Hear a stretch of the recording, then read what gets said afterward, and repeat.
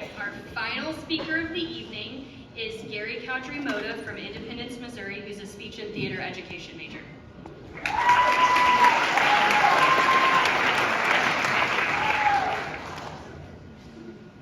Before I begin the speech, I would like to give a brief trigger warning. I do mention rape and sexual assault within this speech. So if you're uncomfortable, I'll give you a second to step out.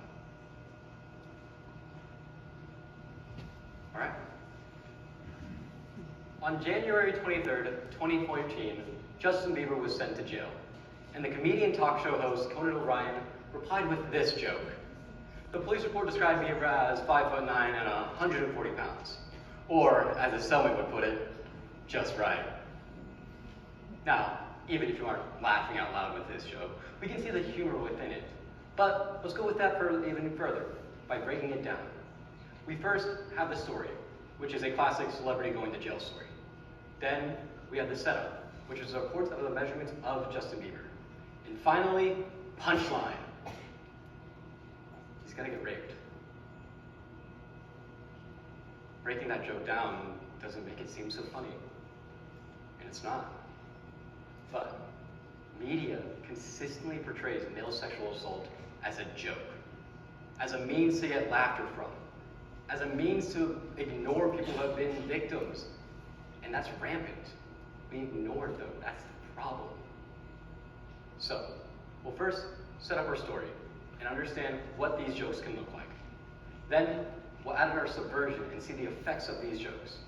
And finally, our punchline, how we stop this from continuing. Our story begins with the ever so classic prison rape joke. We've all heard the tale of don't drop the soap, or you know what happens in prison.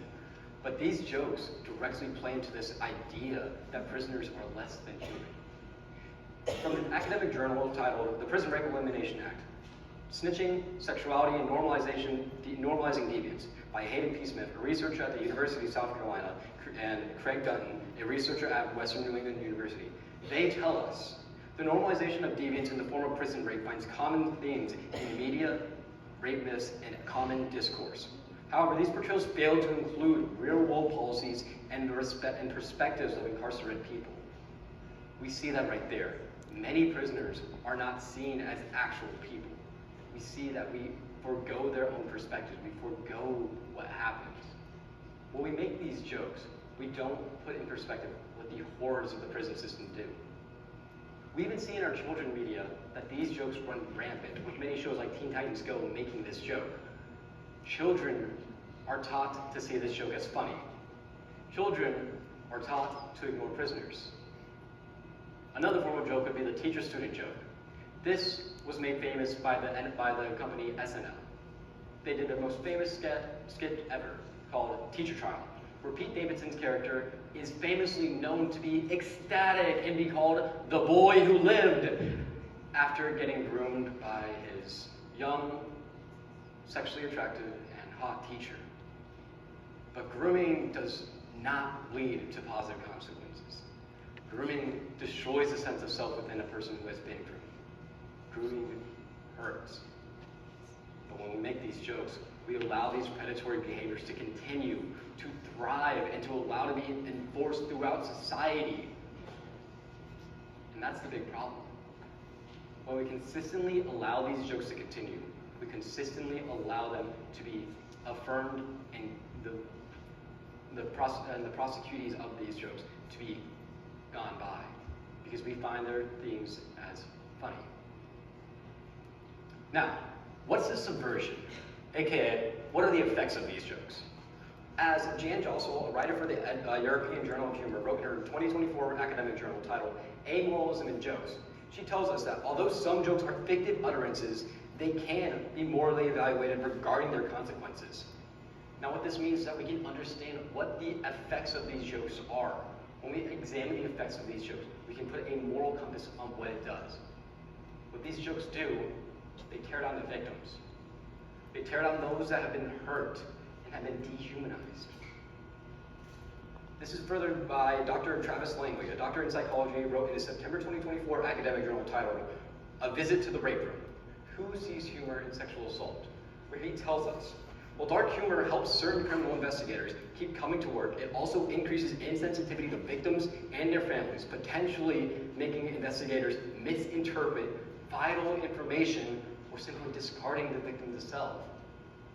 That means that these punishments, that these victims are not heard. Instead, they are seen as a punchline. I know whenever I came out with my story, I was consistently made fun of. It came to a head whenever I had a choir concert back in 2023, where I almost broke down and wasn't able to continue. Then I understand what these jokes do. They frame the world in a way in which people are going to be victims, and that's all they're going to be, and that leads them to becoming a punchline. I am not a punchline. My name is Gary, and I'm a freshman. I have other qualities such as not being a victim, but instead being a person on the debate team, being a friend to many students, and yet these jokes only make me seem like a punchline. That sucks. It made me feel horrible. Now, how do we combat this? There's a very simple solution that many people are not ready to do. Call out those who make these jokes. The international organization United Nations posted in their subdivision UN Women with their article titled 16 Ways You Can Stand Against Rape Culture in 2019, where they told us, rape is never funny. It's not a punchline. Rape jokes delegitimize sexual violence, making it harder for victims to speak up when their consent is violated. Humor that normalizes and justifies sexual violence is not acceptable. Call it out. When we call out these jokes, we call out those who make them. We call out the perpetrators of these jokes. And we help the victims to not be pushed down.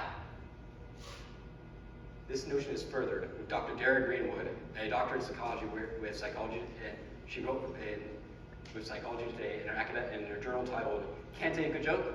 Good, published in 2018, where she said, one person calling out a sexist joke can break the spell of approval and pave the way for others to respond kind.